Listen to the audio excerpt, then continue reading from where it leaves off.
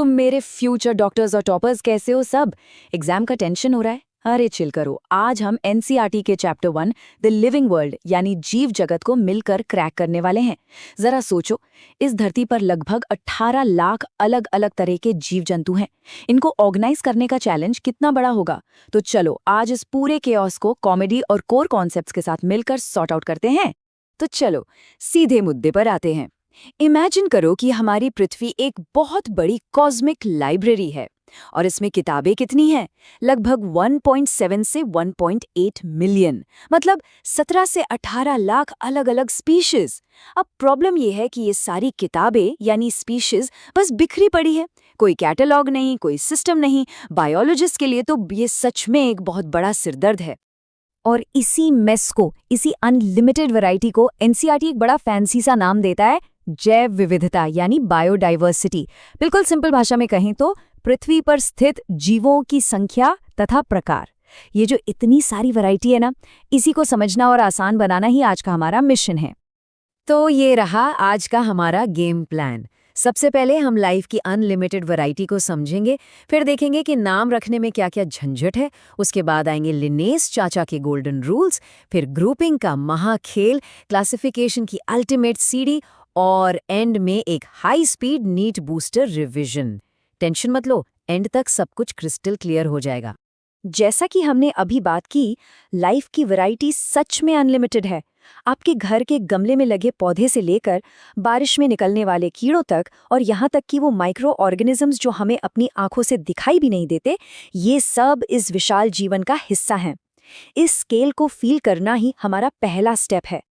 अब देखो, इतनी सारी वैरायटी से पैदा होती है सबसे पहली और सबसे बड़ी प्रॉब्लम। शेक्सपियर ने भले ही कहा हो व्हाट्स इन अ नेम, लेकिन भैया बायोलॉजी में तो नाम में ही सब कुछ रखा है। अगर नाम में गड़बड़ हो गई तो पूरी साइंस ही गड़बड़ हो जाएगी। चलो देखते हैं ये झंझट है क्या।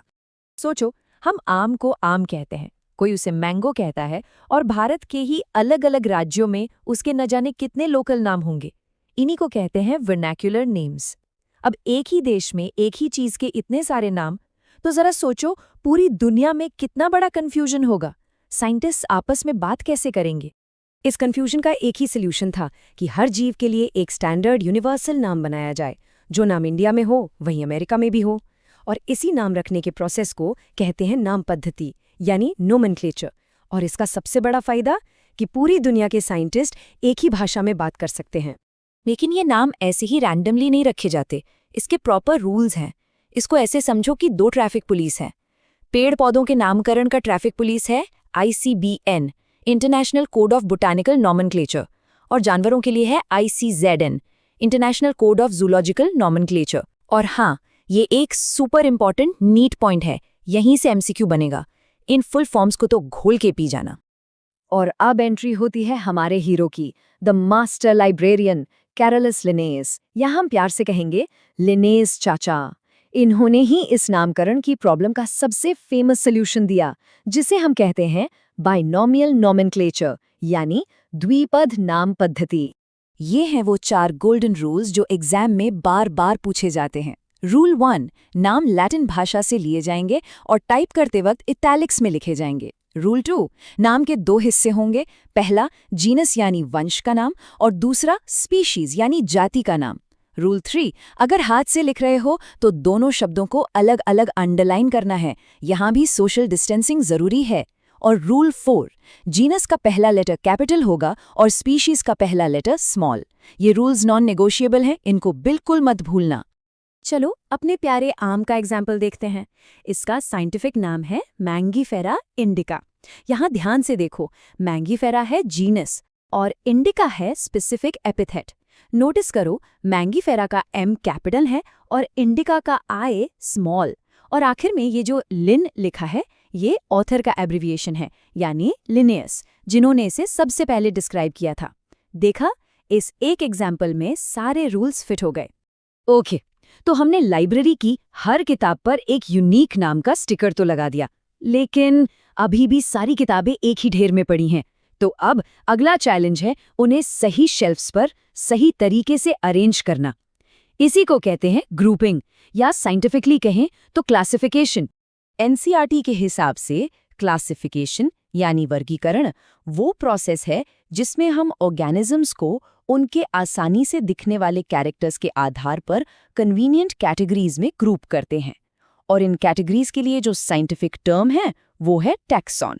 जैसे डॉग्स एक टैक्सन है, मैमल्स एक टैक्सन है, प्लांट्स भी एक टैक्सन है। टैक्सॉन का मतलब है क्लासिफिकेशन की कोई भी यूनिट।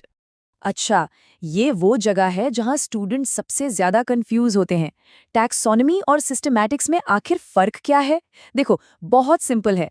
टैक्सोनॉमी में 3 चीजें आती हैं: आइडेंटिफिकेशन, नॉमेनक्लेचर और क्लासिफिकेशन, मतलब पहचानना, नाम रखना और ग्रुप करना। सिस्टमैटिक्स इससे एक कदम आगे है। वो टैक्सोनॉमी के ये सारे काम तो करता ही है, प्लस वो एवोल्यूशनरी रिलेशनशिप्स यानी फाइलॉजनी को भी स्टडी करता है। मतलब कौन किसका पूर्वज था, किसका विकास किससे हुआ। बस यही सबसे बड़ा डिफरेंस है। और हाँ, याद रखना, लिनेयस की बुक का नाम था सिस्टमैटा नेचोर। अब जब हमें ग्रुपिंग करनी है तो उसके लिए एक प्रॉपर सिस्टम होना चाहिए, है ना? तो अब हम समझेंगे क्लासिफिकेशन की इस अल्टीमेट सीढ़ी को, जिसे कहते हैं टैक्सोनॉमिक हायरार्की। जैसे एक बिल्डिंग में ground floor, first floor, second floor होते हैं, वैसे ही क्लासिफिकेशन में भी अलग अलग लेवल्स या रैंक्स होते हैं। तो ये हैं वो 7 मेन कैटेगरीज, सबसे बड़े से सबसे छोटे के क्रम में। किंगडम, फाइलम या डिवीजन, प्लांट्स के लिए डिवीजन यूज होता है, क्लास, ऑर्डर, फैमिली, जीनस और स्पीशीज। ये समझो किसी भी ऑर्गेनिज्म का फुल एड्रेस है। किंगडम सबसे बड़ा जनरल ग्रुप है और स्पीशीज सबसे बेसिक और स्पेसिफिक। एक मोस्ट इंपॉर्टेंट पॉइंट, जैसे जैसे हम किंगडम से स्पीशीज की तरफ नीचे आते हैं, कॉमन कैरेक्टर्स की संख्या बढ़ती जाती है। अब सवाल ये है कि इस सीक्वेंस को याद कैसे रखें। तो इसके लिए एक फेमस इंग्लिश ट्रिक है, King Philip came over for good soup. और अगर देसी स्टाइल चाहिए तो ये ट्राई करो, खाली पेट कैंटीन ऑर्डर, फटाफट गरम समोसा। मजेदार है ना? बस फर्स्ट लेटर्स याद रखने हैं, KPCOFGS। अब तो नहीं भूलोगे। चलो दोस्तों, अब टाइम है एक super fast rapid fire revision round का। अभी तक जो भी पढ़ा है उसे दिमाग में एकदम लॉक कर लेते हैं, ताकि एग्जाम में एक भी क्वेश्चन गलत ना हो। तैयार हो? Let's go. पहला सवाल, एक साइंटिफिक नाम के 2 कंपोनेंट्स क्या हैं? याद करो, एग्जैक्टली, जीनस एंड स्पीशीज, यानी जेनेरिक नेम और स्पेसिफिक एपिथेट। एक प्रो टिप, हमेशा याद रखना, जीनस पहले और स्पीशीज बाद में। ऑर्डर उल्टा किया तो मार्क्स गए। अगला, इस टर्म को कभी मत भूलना, टैक्सॉन। टैक्सॉन क्या है? सिंपल शब्दों में ये क्लासिफिकेशन की हायरार्की में किसी भी रैंक या लेवल को रिप्रेजेंट करता है। स्टूडेंट्स अक्सर कंफ्यूज होते हैं कि ये कोई स्पेसिफिक ग्रुप है। नहीं, स्पीशीज भी एक टैक्सॉन है, जीनस भी एक टैक्सॉन है और किंगडम भी एक टैक्सॉन है। ये सब अलग अलग लेवल के टैक्सा हैं। सबसे इंपॉर्टेंट डिफरेंस टैक्सोनॉमी और सिस्टमैटिक्स के बीच का क्या है? याद करो वो मैजिक वर्ड, फाइलॉजनी। सिस्टमैटिक्स में एवोल्यूशनरी रिलेशनशिप्स यानी विकास के संबंधों को भी शामिल किया जाता है। ये नीट का हॉटस्पॉट क्वेश्चन है, इसे बिल्कुल मिस मत करना। और वो फेमस किताब जिसका टाइटल सिस्टमैटिक्स टर्म से रिलेटेड है, यस, सिस्टमा नेचुराe। और इसके ऑथर कौन थे? हमारे लिनियस चाचा। ये फैक्ट स्टेटमेंट बेस्ड क्वेश्चंस में आ सकता है, तो सावधान रहना। और अब रिवीजन राउंड का फाइनल क्वेश्चन, क्लासिफिकेशन की सबसे बेसिक यानी सबसे निचली यूनिट क्या है? उस एड्रेस की आखिरी लाइन, वो है स्पीशीज यानी जाति। ये उन ऑर्गेनिजम्स का ग्रुप है जिनमें फंडामेंटल सिमिलैरिटीज होती हैं और जो आपस में इंटरब्रीड कर सकते हैं। That's the key. तो इसी के साथ आप सब बन गए हैं लाइफ की इस कॉस्मिक लाइब्रेरी के मास्टर लाइब्रेरियंस। अब आपको पता है कि चीज़ों को नाम कैसे देना है, उन्हें अरेंज कैसे करना है और उनके पीछे के रूल्स क्या हैं। अब फुल कॉन्फिडेंस रखो, इस चैप्टर के फंडामेंटल्स अब आपके कंट्रोल में हैं। अब एग्जाम में इस टॉपिक से कोई भी क्वेश्चन आए, हम सब मिलकर एग्जाम फोड़ देंगे। हे टॉपर्स, क्या हाल चाल? तो आज हम करने वाले हैं क्लास 11th का पहला चैप्टर, जो सबको लगता है कि अरे यार कितना बोरिंग है। लेकिन मजे की बात बताऊं, इसी बोरिंग चैप्टर से ना नीट में गारंटीड सवाल आते हैं और आज हम वो नंबर अपनी जेब में करने वाले हैं। तो पहला सवाल मेरे सभी फ्यूचर डॉक्टर से, जिंदा हूं या नॉन लिविंग? अरे मजाक कर रहा हूं। चलो आज इसी कोड को क्रैक करते हैं कि एनसीईआरटी के हिसाब से लिविंग होने का असली मतलब क्या होता है। ठीक है, तो ये रहा आज की अपनी क्लास का मेन्यू, अपना नीट मिशन रोड मैप। इसको हम स्टेप बाय स्टेप फॉलो करेंगे और इस टॉपिक को हमेशा के लिए जड़ से खत्म कर देंगे। तो देखो, आज हम जानेंगे कि जिंदा होने का मतलब क्या है, फिर ग्रोथ और रिप्रोडक्शन के कंफ्यूजन को बिल्कुल दूर करेंगे, मेटाबॉलिज्म और कॉन्शियसनेस के असली मतलब को समझेंगे और आखिर में एक जबरदस्त रिवीजन करेंगे। मतलब इसके बाद लिविंग क्या है, इसका कोई कंफ्यूजन बचेगा ही नहीं। तो चलिए शुरू करते हैं इस चैप्टर के दो सबसे बड़े धोखेबाजों से, ग्रोथ और रिप्रोडक्शन। यार इन्हीं दोनों में सबसे ज्यादा कंफ्यूजन होता है और नीड यहीं पर ट्रैप सेट करता है, पर अब कोई नहीं फंसेगा। अच्छा, तो एनसीईआरटी के हिसाब से ग्रोथ का मतलब क्या है? देखो, बस दो बातें याद रखनी है। ये इसके जुड़वा लक्षण है, ट्विन कैरेक्टरिस्टिक्स। पहला मास में इंक्रीज यानी कि भार का बढ़ना, और दूसरा नंबर में इंक्रीज मतलब संख्या का बढ़ना। बस इतना ही है। अब यहां पर आता है असली खेल। लिविंग में जो ग्रोथ होती है ना, वो होती है अंदर से, यानी इंट्रिंसिक, जैसे सेल डिवीजन से हमारी बॉडी बढ़ती है।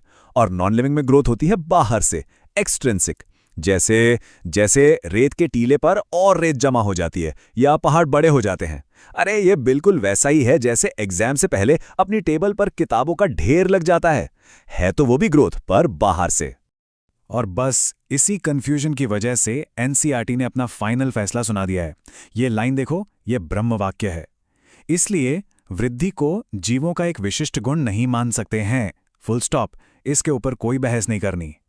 ध्यान दो सब, यहीं से एमसीक्यू बनेगा। ग्रोथ एक कैरेक्टरिस्टिक, एक लक्षण तो है, पर वो डिफाइनिंग फीचर यानी एक विशिष्ट गुण नहीं है। क्यों? अरे क्योंकि नॉन लिविंग चीजें भी तो ग्रोथ दिखाती हैं। इस बात को दिमाग में एकदम प्रिंट कर लो। चलो, ग्रोथ तो रेस से बाहर हो गया। अब देखते हैं रिप्रोडक्शन को। इसका मतलब है अपने जैसे बच्चे यानी प्रोजेनी पैदा करने की क्षमता। सुनने में तो लगता है कि हाँ यार, ये तो सिर्फ लिविंग ही कर सकते हैं, पर यहां भी एक पेच है। एनसीईआरटी हमें 3 क्लासिक उदाहरण देती है। ये तिकड़ी याद रखना, खच्चर यानी म्यूल, बेचारी स्टेराइल वर्कर बीज और इनफर्टाइल ह्यूमन कपल्स।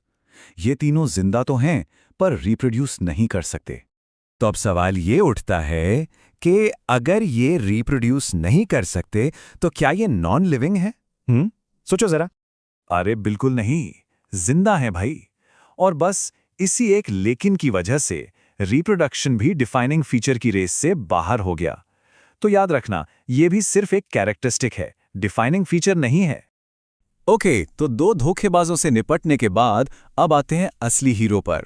वो गुण जिसमें कोई एक्सेप्शन नहीं, कोई कंफ्यूजन नहीं, the real life proof, metabolism. देखो, मेटाबॉलिज्म या उपापचय का मतलब बहुत सिंपल है। हमारी बॉडी में जितनी भी केमिकल रिएक्शंस चल रही हैं ना, उन सब का टोटल सम। हजारों रिएक्शंस हर पल हो रही हैं और यही चीज हमें जिंदा रखती है। और इस पर एनसीईआरटी अपनी गोल्डन लाइन कहती है, उपापचयी क्रियाएं निरपवाद जीवों के विशिष्ट गुण के रूप में परिभाषित हैं। ये जो शब्द है ना, निरपवाद, विदाउट एक्सेप्शन, यही इसे डिफाइनिंग फीचर बनाता है। कोई भी नॉन लिविंग चीज मेटाबॉलिज्म नहीं दिखाती। Game over.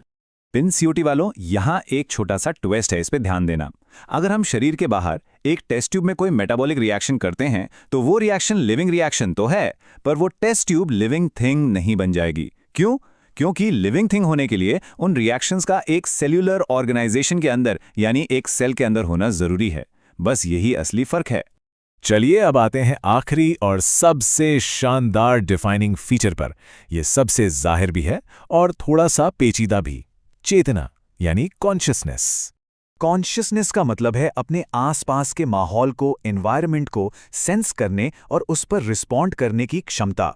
एक छोटे से बैक्टीरिया से लेकर हम इंसानों तक हर लिविंग ऑर्गेनिज्म में ये होता है। हाँ, हम इंसानों के पास एक लेवल ऊपर की चीज है, सेल्फ कॉन्शियसनेस यानी स्वचेतन। हमें ये पता है कि हम हैं। पर यहीं पर एनसीईआरटी एक बहुत गहरा सवाल पूछती है। एक कॉमा में पड़ा हुआ पेशेंट जिसका दिमाग ब्रेन डेड है, उसमें सेल्फ कॉन्शियसनेस नहीं होती, तो उसे हम लिविंग कहेंगे या नॉन लिविंग? एनसीईआरटी इसे एक सवाल के तौर पे छोड़ देती है, क्योंकि भले ही सेल्फ कॉन्शियसनेस न हो, पर उस शरीर में मेटाबॉलिज्म और सेलुलर ऑर्गेनाइजेशन तो अभी भी है।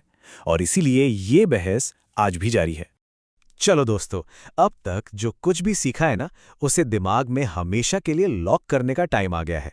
चलो शुरू करते हैं अपना एनसीईआरटी फाइनल पंच, एक रैपिड फायर रिवीजन राउंड। ये टेबल ही इस पूरे टॉपिक का सार है। इसका स्क्रीनशॉट ले लो। ग्रोथ कैरेक्टरिस्टिक है पर डिफाइनिंग नहीं है। रिप्रोडक्शन कैरेक्टरिस्टिक है पर डिफाइनिंग नहीं है। मेटाबॉलिज्म सेल्यूलर ऑर्गेनाइजेशन यानी कि बॉडी का सेल से बना होना, और कॉन्शियसनेस, ये तीनों कैरेक्टरिस्टिक भी हैं और 100% डिफाइनिंग फीचर भी हैं। बस इतना ही तो याद रखना है। तो दोस्तों, अब मुझे पूरा यकीन है कि व्हाट इज लिविंग का कॉन्सेप्ट एकदम मक्खन की तरह क्लियर हो गया है। तो अब क्या? अब एग्जाम फोड़ेंगे। आखिर में बस ये 4 बातें याद रखना। डिफाइनिंग फीचर वो है जिसमें कोई एक्सेप्शन ना हो। नॉन डिफाइनिंग वो है जिसमें एक्सेप्शंस हो।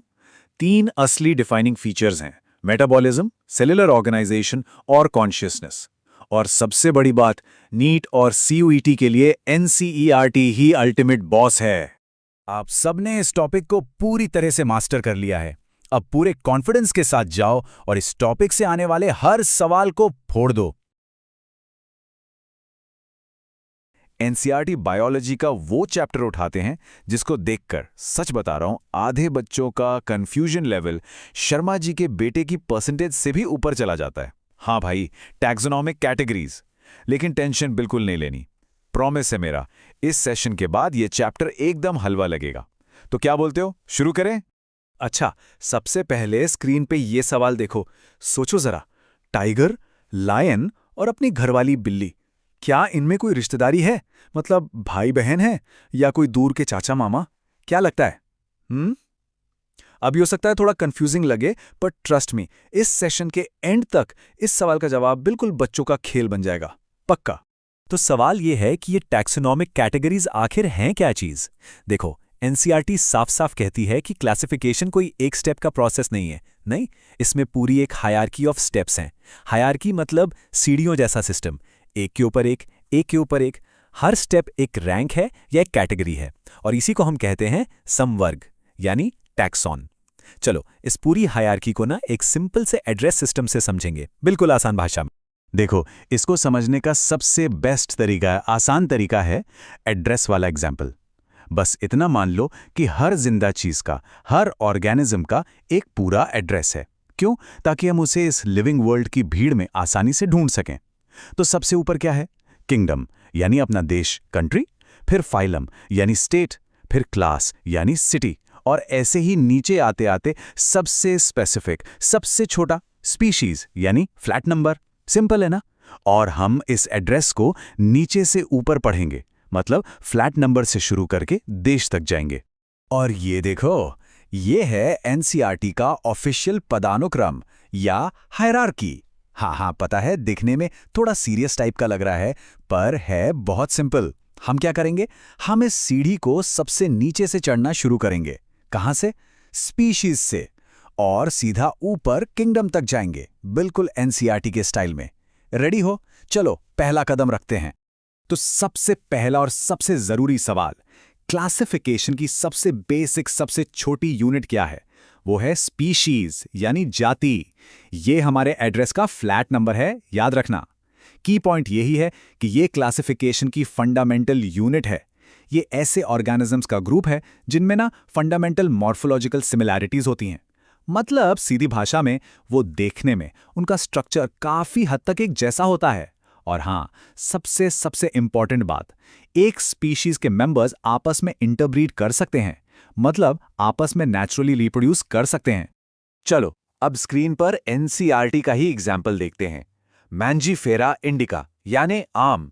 इसमें इंडिका क्या है? ये स्पीशीज है। सोलेनम ट्यूबरोसम आलू, इसमें ट्यूबरोसम एक स्पीशीज है। और पैंथेरा लियो शेर, इसमें लियो एक स्पीशीज है। अच्छा, यहां एक चीज नोटिस करो, पैंथेरा लियो शेर और पैंथेरा ट्रिग्रिस बाघ, इन दोनों का जीनस तो पैंथेरा ही है, सेम है, लेकिन स्पीशीज अलग अलग हैं। एक लियो है, दूसरा टाइग्रिस। समझे? मतलब बिल्डिंग सेम पर फ्लैट नंबर अलग अलग। ओके, तो फ्लैट नंबर हो गया। अब एक लेवल ऊपर चलते हैं। अगला लेवल है जीनस यानी वंश। ये क्या है? बहुत सिंपल, ये रिलेटेड स्पीशीज का एक ग्रुप है। वापस एड्रेस पे आओ। अगर स्पीशीज फ्लैट नंबर था तो जीनस क्या हुआ? पूरी बिल्डिंग जिसमें रिलेटेड फ्लैट्स यानी रिलेटेड स्पीशीज रहती हैं। एक जीनस में जो अलग अलग स्पीशीज होती है ना, उनके कैरेक्टर्स आपस में काफी मिलते जुलते हैं बाकी दूसरे जेनरा के कंपैरिजन में। अब स्क्रीन पर एनसीईआरटी का परफेक्ट एग्जाम्पल देखो। मान लो पैंथेरा एक जीनस यानी एक बिल्डिंग है। अब इस बिल्डिंग में कौन कौन से फ्लैट हैं? एक फ्लैट है लायन का यानी लियो का, एक है लेपर्ड का यानी पार्डस का, और एक है टाइगर का यानी टिग्रेस का। देखो, हैं तो ये तीनों अलग अलग स्पीशीज, पर इनमें इतनी सिमिलैरिटीज हैं, इतने कैरेक्टर्स कॉमन हैं कि सबको एक ही जीनस पैंथेरा में रख दिया। और हाँ, इनकी पड़ोसी बिल्डिंग यानी दूसरा जीनस, वो है फेलिस, जिसमें अपनी घरेलू बिल्लियां रहती हैं। चलो जी, लेवल अप करते हैं। बिल्डिंग से बाहर निकलो। अब आते हैं फैमिली यानी कुल पर। अब क्या होगा? बहुत सिंपल, जो रिलेटेड जेनरा हैं उनको एक साथ ग्रुप कर देंगे। की पॉइंट यहां पर यह है कि जैसे जैसे हम ऊपर जा रहे हैं ना, हम थोड़ी और दूर की रिश्तेदारी यानी ब्रॉडर सिमिलैरिटीज ढूंढ रहे हैं। पर एक बात का ध्यान रखना, सिमिलैरिटीज अब कम होती जाएंगी। मतलब बिल्डिंग से सोसाइटी लेवल पर आ गए तो पड़ोसी बिल्डिंग से सारे कैरेक्टर्स तो मैच नहीं होंगे ना, थोड़े कम होंगे। कॉमन सेंस है। तो चलो अब इन सोसाइटीज को देखते हैं। यहां स्क्रीन पर देखो, ये फैमिली का झगड़ा, अरे मतलब कंपैरिजन। जीनस पैंथेरा जिसमें शेर बाघ थे और जीनस फिलिस जिसमें बिल्ली थी, इन दोनों बिल्डिंग्स को एक ही सोसाइटी यानी एक ही फैमिली फेलिडे में रखा गया है। ये हो गई पूरी कैट फैमिली। और दूसरी तरफ डॉग्स की फैमिली, उनकी सोसाइटी है कैनिडे। तो फेलिडे और कैनिडे ये दो अलग अलग सोसाइटीज यानी फैमिलीज हो गईं। चलो अगला पड़ाव। नेक्स्ट अप इज ऑर्डर यानी गण। यहां क्या होता है? जो रिलेटेड फैमिलीज हैं उनको एक साथ रखा जाता है, जिनके कुछ कैरेक्टर्स, थोड़े बहुत कैरेक्टर्स सिमिलर होते हैं। और अब यहां एक बहुत जरूरी बात, जैसे जैसे हम स्पीशीज से किंगडम ऊपर जा रहे हैं, कॉमन कैरेक्टर्स कम हो रहे हैं। बिल्कुल वैसे ही जैसे मंडे से फ्राइडे तक हमारी पढ़ने की मोटिवेशन डिक्रीज होती है। रिलेटेबल है ना? बस यही रूल याद रखना। अब स्क्रीन पर देखो, अपनी कैट फैमिली फिलिडे और डॉग फैमिली कैनिडे, इन दोनों में बहुत सारे डिफरेंसेस हैं, मान लिया। लेकिन एक बहुत बड़ी सिमिलैरिटी भी तो है। ये दोनों के दोनों मांसाहारी हैं, कार्निवोर्स हैं। तो बस इसी एक बड़े कैरेक्टर के बेसिस पर इन दोनों फैमिलीज को एक ही ऑर्डर में डाल दिया, जिसका नाम है कार्निवोरा। सिंपल, समझ आ गया? अब टॉप 3 लेवल्स को ना फटाफट एकदम स्पीड में देखते हैं। तो रिलेटेड ऑर्डर्स मिलकर बनाते हैं क्लास यानी वर्ग। एग्जाम्पल, ऑर्डर प्रिमाटा जिसमें मंकी ह्यूमन आते हैं, और ऑर्डर कार्निवोरा जिसमें कैट्स डॉग्स हैं। इन दोनों को क्लास ममेलिया में रखा है। क्यों? क्योंकि सबके पास एक्सटर्नल ईयर्स हैं, बॉडी हेयर हैं। ओके, फिर रिलेटेड क्लासेस मिलकर क्या बनाएंगी? फाइलम यानी संघ, जैसे कि फिश, एम्फिबियंस, मैमल्स, सबको फाइलम कॉर्डेटा में रखा है क्योंकि सब में लाइफ की किसी ना किसी स्टेज पर नोटोकॉर्ड होती है। और सबसे ऊपर द बिग बॉस किंगडम यानी जगत, जैसे किंगडम एनिमेलिया। बस पूरा एड्रेस कंप्लीट हो गया। ओके, तो अब तक हमने हायरार्की के पीछे का क्यों समझ लिया आराम से। अब टाइम है उस क्या को रटने का, जो हमें एग्जाम में सीधे सीधे मार्क्स दिलाएगा। तो सब लोग पूरा अटेंशन यहां। अब जो सेक्शन आ रहा है ना, वो 5 स्टार मस्ट नो, यहां से सवाल पक्का आएगा वाला टॉपिक है। मैं लिख के दे सकता हूं। ये नीट पॉइंट है, यहीं से एमसीक्यू बनेगा। इस टॉपिक से क्वेश्चन आने के चांसेस उतने ही हाई हैं जितने लास्ट मिनट रिवीजन के टाइम एंग्जाइटी के होते हैं। तो पूरा फोकस इधर। ये रही वो टेबल, एनसीईआरटी की टेबल 1.1। आई नो, देखकर डर लग रहा होगा, पर डरना बिल्कुल नहीं है। ये टेबल दोस्तों डायरेक्ट एनसीईआरटी की फैक्ट्री है। यहीं से क्वेश्चन बनते हैं। हम क्या करेंगे? इसको एक एक करके टुकड़ों में तोड़कर आराम से याद करेंगे। रेडी हो इसके लिए? चलो शुरुआत करते हैं अपने आप से। मान यानी मानव। बायोलॉजिकल नेम तो सबको पता है, होमो सैपियंस, जीनस होमो। फैमिली जरूर याद रखनी है, होमिनिडे। मेरे साथ बोलो, होमिनिडे। पिन CUET वाले स्टूडेंट्स इसको आराम से नोट कर लो। ऑर्डर है हमारा प्रिमाटा, क्लास मैमेलिया और फाइलम कॉर्डाटा। पर फैमिली और ऑर्डर पर सबसे ज्यादा ध्यान देना। चलो अब आते हैं उस पर जो हमेशा परेशान करती है, हाउसफ्लाई यानी घरेलू मक्खी। नाम क्या है? मस्का डोमेस्टिका, जीनस मस्का, फैमिली मूसिडे। देखो नाम से मिलता जुलता है तो ये तो आसान है, लेकिन ऑर्डर जरूर याद रखना है। डिप्टेरा ये बहुत इंपॉर्टेंट है। क्लास है इंसेक्टा और फाइलम आर्थ्रोपोडा। सुनो, एग्जामिनर हमेशा फैमिली और ऑर्डर में ही कंफ्यूज करता है, तो डिप्टेरा और मूसिरे दोनों दिमाग में फिट कर लो। अच्छा, आम का सीजन भले ही ना हो, पर नीट का सीजन तो फुल ऑन है। तो चलो, मैंगो यानी आम, नाम मांजिफेरा इंडिका, जीनस भी इजी है, मांजिफेरा। अब आती है फैमिली। इसका नाम थोड़ा अजीब है पर बहुत इंपॉर्टेंट है। नाम है एनाकार्डिएसी। चलो मेरे साथ बोलो, एनाकार्डिएसी। बस इसको रट लो। ऑर्डर है सैपेंडाइलेज, क्लास डाइकोटिलिडन और फाइलम एंजियोस्पर्मे। लेकिन फैमिली मत भूलना, क्या थी? एनाकार्डिएसी। गुड। और टेबल में आखिरी है वीट यानी गेहूं। नाम है ट्रिटिकम एस्टिवम, जीनस ट्रिटिकम। लेकिन इसकी family super duper mega important है, पोएसे। इसको ग्रास फैमिली भी कहते हैं और ये सीधा एमसीक्यू बनकर आता है। लिख लो इसको। ऑर्डर है पोएल्स, फैमिली जैसा ही नाम है तो ये इजी हो गया। क्लास मोनोकोटिलिडने और फाइलम एंजियोस्पर्मे, पर फैमिली पोएसे। इसको दिमाग में एकदम प्रिंट कर लो। पता है, एग्जाम प्रेशर में ना कई बार सीक्वेंस ही भूल जाते हैं, ऊपर नीचे हो जाता है सब। टेंशन नहीं लेनी। ये लो एक सिंपल सा निमोनिक, बस एक लाइन याद रखो। किंगडम के प्यारे चाचा और फैमिली गए स्पेन। के से किंगडम, पी से फाइलम, सी से क्लास, ओ से ऑर्डर, एफ से फैमिली, जी से जीनस और एस से स्पीशीज। बस अब कभी नहीं भूलेंगे। और अब इस पूरे टॉपिक का सबसे जरूरी take away, the golden rule. सुनो ध्यान से। जैसे जैसे हम हायरार्की में नीचे से ऊपर जाते हैं, यानी स्पीशीज से किंगडम की तरफ, जो कॉमन कैरेक्टर्स हैं वो हमेशा कम होते हैं, हमेशा डिक्रीज होते हैं। और मैं बता रहा हूं, एग्जाम में एग्जामिनर यहीं डिक्रीज की जगह इंक्रीज लिख देगा और स्टेटमेंट बेस्ड क्वेश्चन बना देगा। यहीं पे फंसाते हैं वो, तो बिल्कुल केयरफुल रहना है। अच्छा, आखिर में एक सवाल आप सबके लिए छोड़कर जा रहा हूं, जरा सोचना इस बारे में। ये जो हम क्लासिफिकेशन पढ़ रहे हैं, क्या ये सिर्फ अलग अलग फाइल में ऑर्गेनिजम्स को अरेंज करने का एक सिस्टम है, एक फाइलिंग कैबिनेट जैसा, या फिर ये हमें उनके इवोल्यूशन की, उनके विकास की पूरी कहानी बता रहा है? सोचना इस पर। तो इसके साथ टैक्सोनॉमिक कैटेगरीज का हर कॉन्सेप्ट, हर एक एनसीईआरटी लाइन और हर इंपॉर्टेंट एग्जाम पॉइंट सब कवर हो गया है। अब कंफ्यूजन की कोई जगह नहीं बची। बस पढ़ाई करते रहो, रिवाइज करते रहो और कॉन्फिडेंस पूरा हाई रखो। हम सब मिलके एग्जाम फोड़ देंगे। टॉपिक का नाम है टैक्सोनॉमिकल एड्स। आराम से बैठो, चिल होके सुनो, क्योंकि इस सेशन के बाद इस टॉपिक से एक भी एमसीक्यू गलत नहीं होने वाला, ये मेरा प्रॉमिस है। तो चलो शुरू करते हैं। एक बार सोचो, इस धरती पर लगभग 1.7 से 1.8 मिलियन स्पीसीज हैं और अपने पास है एक दिमाग। अब सबको कैसे याद रखें? अरे कभी कभी तो दूर के रिश्तेदारों के नाम याद नहीं रहते। इतने सारे प्लांट्स और एनिमल्स के नाम कैसे याद होंगे? सही बात है ना? तो इसी प्रॉब्लम का सॉल्यूशन है टैक्सोनॉमिकल एड्स। ये बेसिकली वो टूल्स हैं जिससे साइंटिस्ट इतनी बड़ी विशाल बायोलॉजिकल डाइवर्सिटी को ऑर्गेनाइज करते हैं। तो आखिर ये टैक्सोनॉमिकल एड्स हैं क्या चीज? चलो बोरिंग डेफिनेशंस को रखते हैं साइड में। सिंपल शब्दों में ये हैं टैक्सोनॉमी के सुपर टूल्स। मतलब जैसे आलू छीलने के लिए पीलर होता है ना, ठीक वैसे ही ऑर्गेनिजम्स को आइडेंटिफाई करने, क्लासिफाई करने और उनकी इंफॉर्मेशन स्टोर करने के लिए ये एड्स हैं। समझ लो ये बायोलॉजी के लाइफ हैक्स हैं। तो सबसे पहला टूल है हर्बेरियम। एनसीईआरटी कहती है वनस्पति संग्रहालय में पौधों के एकत्र नमूनों को कागज की शीट पर सुखाकर दबाकर परिरक्षित करते हैं। अब सिंपल भाषा में इसका मतलब क्या है? ये प्लांट्स का एक परमानेंट रिकॉर्ड फाइल है। सोचो, कहीं घूमने गए, एक नया प्लांट देखा, उसकी एक टहनी तोड़ी, अखबार में डालकर सुखा दिया, दबा दिया और एक शीट पर चिपका दिया। लो भाई, बन गया उसका ऑफलाइन इंस्टाग्राम प्रोफाइल।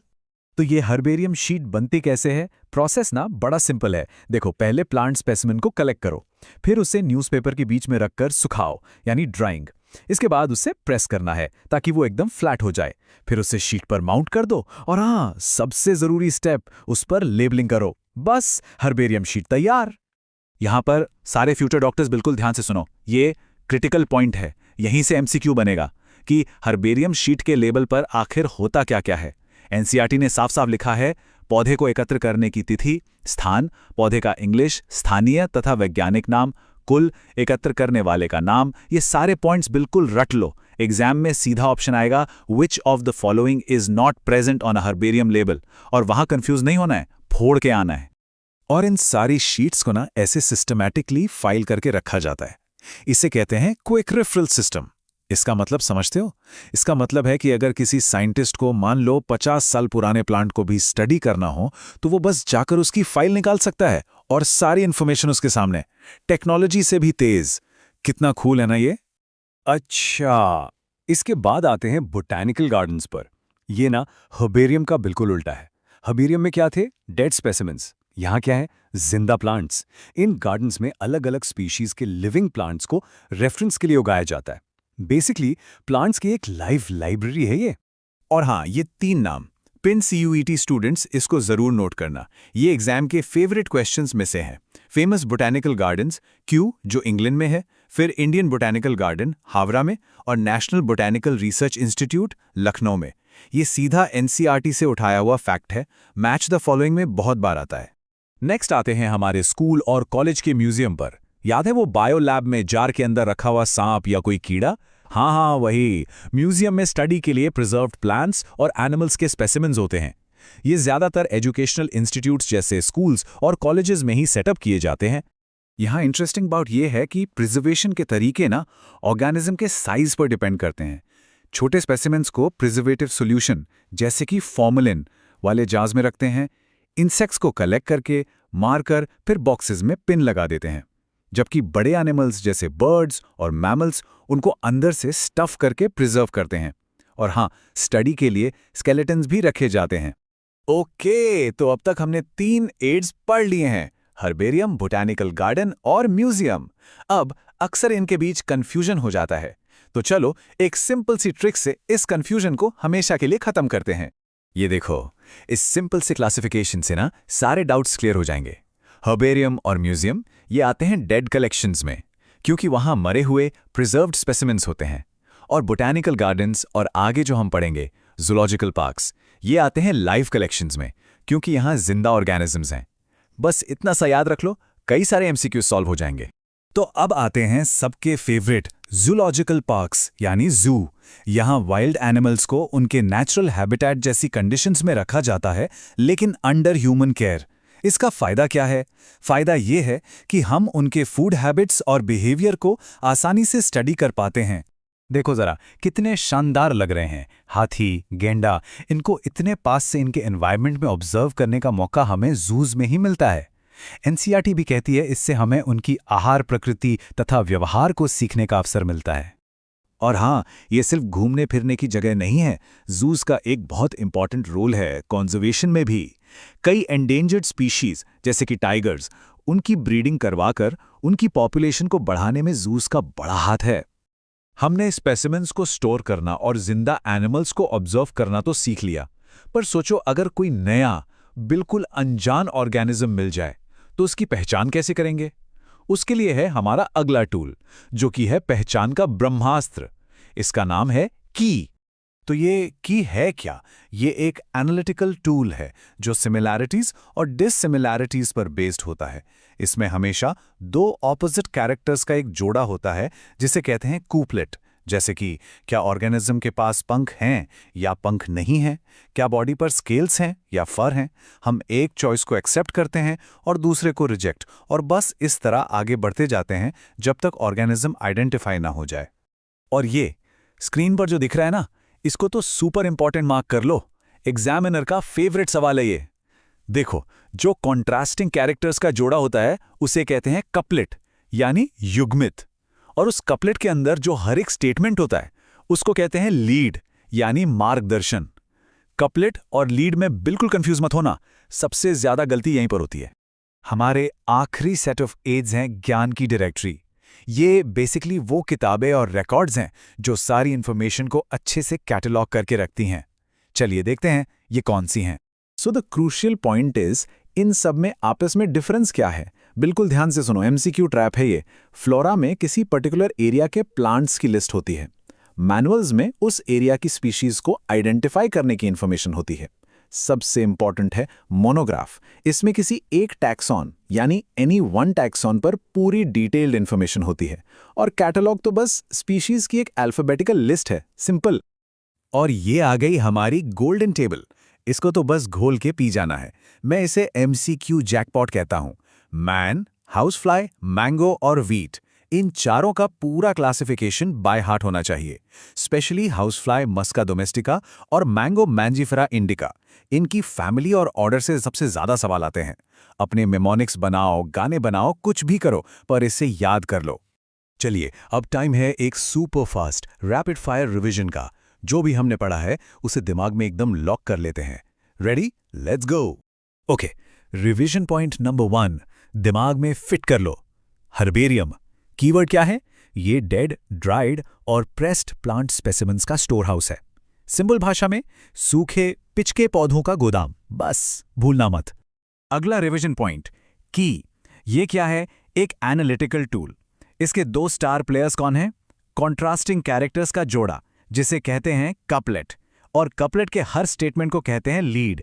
ये 2 टर्म्स बिल्कुल नहीं भूलने। Perfect. Revision point number 3, monograph. इसका सीक्रेट इसके नाम में ही है, मोनो का मतलब होता है 1। तो मोनोग्राफ में होती है किसी भी एक टैक्सॉन की डिटेल्ड इंफॉर्मेशन। एक किताब, एक टैक्सॉन, सिंपल है ना? और आखिरी रिवीजन पॉइंट, फ्लोरा। इसका कीवर्ड क्या था, याद है? एरिया। फ्लोरा हमें बताता है किसी पर्टिकुलर एरिया में पाए जाने वाले प्लांट्स के बारे में, जैसे कि फ्लोरा ऑफ दिल्ली। बस इन कीवर्ड्स को याद रखो और सारे एमसीक्यूज सॉल्व। चलो भाई, फटाफट आ जाओ। आज ना हम लोग एनसीईआरटी के पहले चैप्टर द लिविंग वर्ल्ड को फोड़ने वाले हैं। हाँ, मुझे पता है, आप सब सोचते हो सर क्या बोरिंग चैप्टर है। थोड़ा सा आई एग्री, पर एक बात बताऊं, ट्रस्ट मी ऑन दिस, इस छोटे से चैप्टर से नीट में डायरेक्ट सवाल उठकर आते हैं, सीधे। तो चलो आज इस चैप्टर को इतना मजेदार बनाते हैं ना कि एग्जाम में इसके सवाल सॉल्व करने में मजा आ जाए। रेडी हो? फुल एनर्जी के साथ शुरू करते हैं। ओके, सोचो, एक सिचुएशन इमेजिन करो। तुम लोग ना अमेज़न के घने जंगल में घूम रहे हो और अचानक से तुम्हें एक अजीब सा चमकता हुआ कीड़ा मिलता है। अब बताओ, सबसे पहला थॉट क्या आएगा दिमाग में? वाओ भाई, इंस्टा स्टोरी के लिए तो परफेक्ट है, यही ना? बिल्कुल। पर एक सेकंड, एक बायोलॉजी स्टूडेंट होने के नाते दिमाग की घंटी बजनी चाहिए। एक और सवाल आना चाहिए, यार एक मिनट, ये है क्या चीज? और बस दोस्तों, यहीं से, इसी एक सवाल से पूरी की पूरी बायोलॉजी की शुरुआत होती है। तो जब भी कोई नया जीव या कोई नई स्पीशीज मिलती है तो आगे करना क्या है? हाँ, सेल्फी लेने के बाद ऑब्वियसली। तो ये जो सवाल है ना, ये है क्या, यही सवाल हमें हमारे पहले सेक्शन पर ले जाता है। चलो अब हम ये समझते हैं कि आखिर साइंटिस्ट्स के पास ऐसा कौन सा सिस्टमैटिक अप्रोच है, ऐसा कौन सा सिस्टम है जिससे इस ये है क्या वाले सवाल का जवाब मिलता है। और देखो, ये सिर्फ उस एक कीड़े की बात नहीं है, ये पूरी बायोलॉजिकल साइंस का कह लो स्टार्टिंग पॉइंट है। देखो, आसान भाषा में समझो, हमारी इस अर्थ पर इतनी ज्यादा बायोडाइवर्सिटी है। एनसीईआरटी का वर्ड यूज करूं तो विविधताएं, लाखों करोड़ों स्पीशीज। अब सोचो, अगर हमने हर चीज को ऐसे ही बिना किसी सिस्टम के छोड़ दिया तो क्या होगा? पूरा क्योस हो जाएगा। एक छोटा सा एग्जांपल लो। इंडिया में हम आम कहते हैं, इंग्लैंड में मैंगो कहते हैं, हो सकता है बंगाल में कुछ और कहते हो। अब सोचो, अगर कोई यूनिवर्सल सिस्टम ना हो तो 2 अलग अलग देश के साइंटिस्ट आपस में बात कैसे करेंगे? सिर्फ कंफ्यूजन ही कंफ्यूजन होगा। बस इसी क्योस को आसान करने के लिए, इस सब को सॉर्ट करने के लिए हमें एक सिस्टम की जरूरत पड़ी, और इसी सिस्टम की स्टडी को हम कहते हैं टैक्सोनॉमी। और पता है, इस पूरे केओस से बचने के लिए साइंटिस्ट ने एक गोल्डन रूल बनाया, एक प्रोटोकॉल। मैं इसे प्यार से कहता हूं INC प्रोटोकॉल। INC, ये ऐसी 3 सिंपल स्टेप्स हैं जो हर बायोलॉजिस्ट फॉलो करता है, चाहे उसे एक नया बैक्टीरिया मिले या फिर एक नया डायनासोर का फॉसिल। तो चलो, अब टाइम आ गया है इस INC प्रोटोकॉल को अनलॉक करने का। बहुत ही सिंपल है, आराम से समझो। स्टेप 1, I फॉर आइडेंटिफिकेशन, मतलब पहले उस जीव की सही पहचान तो करो। भाई ये है क्या, कैसा दिखता है, इसके कैरेक्टर्स क्या हैं। Step 2, N for nomenclature. अच्छा, पहचान हो गई, ठीक है, तो अब उसे एक यूनिवर्सल साइंटिफिक नाम दो, एक ऐसा नाम जो पूरी दुनिया में सेम रहे। और फिर स्टेप 3, C फॉर क्लासिफिकेशन। नाम भी दे दिया, अब उसे उसकी सही जगह पर सही ग्रुप में रखो, ताकि हम उसके बाकी रिश्तेदारों को भी समझ सकें। सिंपल है ना? Identification, nomenclature, classification, INC। Okay, तो अब आते हैं N पर, नॉमेनक्लेचर यानी नाम रखने पर। अब देखो, ऐसा बिल्कुल नहीं है कि कोई नया कुत्ता मिला तो उसका नाम शेरू रख दिया और पूरी दुनिया के साइंटिस्ट ने मान लिया। ना भाई ना, साइंटिफिक नाम रखने के लिए ना प्रॉपर इंटरनेशनल रूल्स हैं, रेगुलेशंस हैं। हम अपने मन से कुछ भी, जैसे चिंटूसॉरस या पिंकी बैक्टीरिया नहीं रख सकते। रूल्स फॉलो करने पड़ते हैं। और इस पूरे रूल सिस्टम का जो सुपरस्टार है ना, वो है बाइनोमियल नॉमेनक्लेचर। देखो, नाम से ही सब क्लियर है। बाई का मतलब होता है दो, नॉमियल मतलब नाम, यानी हर साइंटिफिक नाम में दो कंपोनेंट्स होंगे, दो वर्ड्स। और ये सुपरहिट सिस्टम दिया किसने था? कैरलस लिनेस ने। इन्हें फादर ऑफ टैक्सोनॉमी भी कहते हैं। दोस्तों, इस नाम को ना अपने दिमाग में टैटू करवा लो। ये सीधा सीधा नीट का एमसीक्यू है। सवाल आएगा, हु प्रोपोज्ड बाइनोमियल नॉमेनक्लेचर? जवाब क्या होगा? Carlos Linnaeus. एनसीईआरटी में इसको द्विपद नाम पद्धति कहा गया है, याद रखना। अब आगे जो आ रहा है ना भाई, ये स्लाइड सुपर डुपर इंपॉर्टेंट है। यहां से क्वेश्चन बनता ही बनता है। चलो एक एक करके सारे रूल्स देखते हैं। रूल नंबर 1, नाम में दो वर्ड्स होंगे। पहला वर्ड होता है जीनस और दूसरा होता है स्पीशीज। एग्जाम्पल देख लो, मैंजीफेरा इंडिका, आम का नाम, ठीक है। रूल नंबर 2, ये नाम जनरली लैटिन लैंग्वेज से लिए जाते हैं। अब सवाल उठता है, लैटिन ही क्यों? क्योंकि भाई लैटिन एक डेड लैंग्वेज है, मतलब अब ये बदलती नहीं है, तो इसके शब्दों का मीनिंग पूरी दुनिया में हमेशा सेम रहेगा, कोई कंफ्यूजन नहीं। Rule number 3, a very important one, जब टाइप करोगे तो इटैलिक्स में लिखोगे, तिरछा, और जब हाथ से लिखोगे तो दोनों वर्ड्स को अलग अलग अंडरलाइन करोगे, मैंजीफेरा को अलग, इंडिका को अलग। और आखिरी रूल, जीनस का पहला लेटर हमेशा कैपिटल होगा और स्पीशीज का पहला लेटर हमेशा स्मॉल। देखो, मैंजीफेरा का M कैपिटल, इंडिका का I स्मॉल। क्लियर है? ये चारों रूल्स बिल्कुल रट लो। चलो, INC में से I हो गया, N हो गया, अब बारी है C की, क्लासिफिकेशन। इसको समझने का ना एक बहुत मस्त तरीका है। इसको ऐसे समझो जैसे ये पूरी लाइफ का गूगल मैप्स है। सोचो, अगर मैं बस इतना कहूं कि मैं इंडिया में रहता हूं, तो क्या आप लोग मुझे ढूंढ पाओगे? नहीं ना, इम्पॉसिबल। आपको पूरा एड्रेस चाहिए होगा, स्टेट, सिटी, एरिया, सब कुछ। बस क्लासिफिकेशन भी ऑर्गेनिजम्स के लिए वही एड्रेस सिस्टम है। और ये है वो पूरा एड्रेस। इसे हम कहते हैं टैक्सोनॉमिक हायरार्की। एनसीईआरटी इसके लिए वर्ड यूज करती है वर्गीकी पदानुक्रम। अब इसमें ये जो हर लेवल है ना, किंगडम, फाइलम, क्लास, इन हर लेवल्स को हम कहते हैं एक रैंक या एक टैक्सॉन, ठीक है। इसकी शुरुआत होती है सबसे बड़े ग्रुप यानी किंगडम से, और ये नीचे जाती है सबसे छोटे और सबसे स्पेसिफिक ग्रुप यानी स्पीशीज तक। एक बात और, स्पीशीज क्लासिफिकेशन की बेसिक यूनिट है, इसे बिल्कुल मत भूलना। ये पॉइंट नीट में बार बार पूछा जाता है। What is the basic unit of classification? Species. चलो, अब उस एड्रेस वाली एनालॉजी से इसको कनेक्ट करते हैं, सब कुछ क्रिस्टल क्लियर हो जाएगा। देखो, किंगडम मतलब हो गया कंट्री, जैसे इंडिया। फाइलम हो गया स्टेट, जैसे महाराष्ट्र। क्लास हो गया सिटी, जैसे मुंबई, एंड सो ऑन। आखिर में आती है स्पीशीज, जो है आपका एग्जैक्ट फ्लैट नंबर। अब एक चीज समझो, जैसे जैसे हम ऊपर से नीचे आते हैं किंगडम से स्पीशीज की तरफ, ऑर्गेनिजम्स के बीच सिमिलैरिटीज बढ़ती जाती हैं, है ना? एक फ्लैट में रहने वाले लोग एक सोसाइटी में रहने वालों से ज्यादा सिमिलर होंगे, और नंबर ऑफ ऑर्गेनिजम्स कम होते जाते हैं। अब तो ये हायरार्की कभी नहीं भूलेंगे, राइट? तो सवाल ये है कि ये सारा काम, आइडेंटिफिकेशन, क्लासिफिकेशन, क्या बायोलॉजिस्ट हवा में करते हैं ऐसे ही? नहीं भाई, उनके पास भी अपने स्पेशल टूल्स होते हैं, अपने हथियार होते हैं, कुछ खास जगह होती हैं।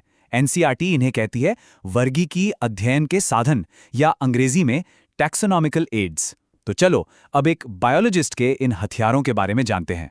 सबसे पहला हथियार है हर्बेरियम। ये क्या है? आसान शब्दों में ये प्लांट्स की लाइब्रेरी है। बस यहां पर क्या करते हैं, प्लांट स्पेसिमेंस को कलेक्ट करते हैं, उन्हें सुखाते हैं, प्रेस करते हैं और एक शीट पर चिपका देते हैं। और उस शीट पर ना उस प्लांट की सारी इंफॉर्मेशन लिखी होती है। उसका साइंटिफिक नाम क्या है, फैमिली कौन सी है, उसे कहां से कलेक्ट किया, कब किया, किसने किया, सब कुछ। ये बेसिकली एक क्विक रेफरेंस सिस्टम की तरह काम करता है। फटाफट रेफरेंस चेक कर लो। और ये देखो सबूत, ये जो हर्बेरियम शब्द है ये सीधा एनसीईआरटी से उठाया गया है। मैं हमेशा कहता हूं और बार बार कहता रहूंगा, एनसीईआरटी की हर एक लाइन, हर एक शब्द एक पोटेंशियल एमसीक्यू है। कुछ भी अपने मन से एक्स्ट्रा नहीं पढ़ना है और एनसीईआरटी का कुछ भी छोड़ना भी नहीं है। ओके, अगला टूल है म्यूजियम। अरे स्कूल में गए हो ना म्यूजियम, तो वहां सिर्फ पुरानी चीजें नहीं होती, बायोलॉजिकल म्यूजियम्स भी होते हैं। अब हर्बेरियम से ये अलग कैसे हैं? हर्बेरियम में सिर्फ प्लांट्स थे। म्यूजियम में प्लांट्स और एनिमल्स दोनों के स्पेसिमेंस को प्रिजर्व करके रखा जाता है। छोटे छोटे इंसेक्ट्स को पिन लगाकर बॉक्सेस में रखते हैं, बड़े एनिमल्स की स्टफिंग करके रखते हैं, और कुछ को तो जार्स के अंदर एक प्रिजर्वेटिव सोल्यूशन डालकर भी रखा जाता है। अभी तक हमने डेड स्पेसिमेंस की बात की, अब आते हैं लाइव कलेक्शंस पर। हाँ भाई, CUET वाले स्टूडेंट्स कान खोलकर सुनो, यहाँ बहुत कंफ्यूजन होता है। पहला है बोटैनिकल गार्डन्स। यहाँ पर जिंदा प्लांट्स का कलेक्शन होता है, लिविंग प्लांट्स। किस लिए? आइडेंटिफिकेशन के लिए। और दूसरा है जूलॉजिकल पार्क्स, यानी हमारा प्यारा जू। यहाँ पर जिंदा जंगली जानवरों को, वाइल्ड लिविंग एनिमल्स को रखा जाता है। क्यों? ताकि हम उनकी फूड हैबिट्स और उनके बिहेवियर को स्टडी कर सकें। तो सिंपल फर्क क्या है? बोटैनिकल गार्डन प्लांट्स के लिए, जू एनिमल्स के लिए। That's it.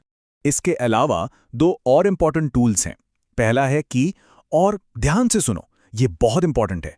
की बेसिकली एक एनालिटिकल टूल है, मतलब इसकी मदद से हम एनालिसिस करके ऑर्गेनिजम्स को उनकी सिमिलैरिटीज और डिससिमिलैरिटीज के बेसिस पर आइडेंटिफाई करते हैं। ये कुपलेट्स पर बेस्ड होती है। कुपलेट्स मतलब दो ऑपोजिट कैरेक्टर्स के जोड़े, पेयर्स। तो हर स्टेप पर हम एक कैरेक्टर को एक्सेप्ट करते हैं और दूसरे को रिजेक्ट कर देते हैं, और ऐसे ही यस नो करते करते हम आखिर में ऑर्गेनिज्म की सही पहचान तक पहुंच जाते हैं। दूसरा है मोनोग्राफ। नाम से ही समझो, मोनो मतलब क्या होता है? वन, एक। तो मोनोग्राफ में किसी एक टैक्सॉन, फॉर एग्जाम्पल कोई एक फैमिली या कोई एक जीनस की पूरी डिटेल्ड इंफॉर्मेशन होती है। ऑलराइट, चलो भाई, आखिरी के 2 मिनट। अब टाइम है एक super fast super quick revision का। जो भी हमने अभी तक पढ़ाया ना, उसके सबसे इंपॉर्टेंट पॉइंट्स को दिमाग में लॉक करने का टाइम है। रेडी हो सब? Let's go. पॉइंट नंबर 1, सबसे पहला और सबसे इंपॉर्टेंट सवाल। वार्निंग, नीट अलर्ट, क्लासिफिकेशन की बेसिक यूनिट क्या है? कम ऑन, स्पीशीज यानी जाति, इसे कभी मत भूलना। पॉइंट नंबर 2, किसी भी नए ऑर्गेनिज्म को स्टडी करने का सही सीक्वेंस क्या है? ट्रिक याद है? INC, पहले आइडेंटिफिकेशन यानी पहचान, फिर नॉमेनक्लेचर यानी नामकरण, और आखिर में क्लासिफिकेशन यानी वर्गीकरण। यह सीक्वेंस गलत नहीं होना चाहिए। पॉइंट नंबर 3, वो रूल जहां सबसे ज्यादा स्टूडेंट्स गलती करते हैं। ध्यान से, साइंटिफिक नाम अगर टाइप किया है तो इटैलिक्स में, और अगर हाथ से लिखा है तो जीनस और स्पीशीज दोनों को अलग अलग अंडरलाइन करना है। एक साथ एक लंबी लाइन नहीं खींच देनी है, अलग अलग। एग्जाम में ऑप्शंस में इस पॉइंट पर बहुत फंसाते हैं, बी केयरफुल। तो इन सभी टूल्स को याद रखना। हर्बेरियम, म्यूजियम, जू, बोटैनिकल गार्डन्स, कीज, मोनोग्राफ्स, ये सभी एक बायोलॉजिस्ट के बेस्ट फ्रेंड्स हैं। यही तो वो हथियार हैं जो उन्हें इस धरती पर लाइफ के कोड को क्रैक करने में हेल्प करते हैं। और इसी के साथ हमारा ये चैप्टर यहाँ खत्म होता है। तो देखा, कहा था ना, बिल्कुल भी बोरिंग नहीं है। अगर कॉन्सेप्ट्स क्लियर होना तो हर टॉपिक आसान लगता है। अब बायोलॉजी से डरना बंद करो, अब तो बस स्कोर करना है। मुझे पूरा भरोसा है आप सब फोड़ के आओगे। अच्छा, जाने से पहले एक छोटा सा सवाल। अब अगर अगली बार कोई नया जीव दिखे तो सेल्फी के बाद आपका पहला साइंटिफिक स्टेप क्या होगा? IINC प्रोटोकॉल का I किस चीज के लिए स्टैंड करता है? फटाफट नीचे कमेंट्स में बताओ। चलो, मिलते हैं अगली क्लास में। तब तक पढ़ते रहो और एग्जाम फोड़ दो। Bye bye.